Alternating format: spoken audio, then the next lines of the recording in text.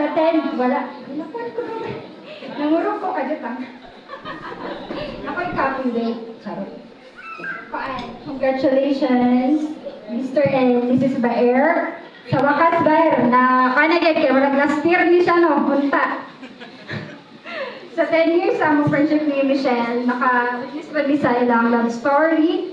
And nakita na ko karon kung unsa ka consistent, sincere, ang gugma ni Raydel para kay Michelle sa iyang batasan pangdaan. Charo! And I know she married the right man. So, hindi ka ba So, wala na may worries para kay Michelle, kay love yun kay siya ni Baer the Boy. Baer the Boy, ang matawagan ni kay namin Baer the Girl.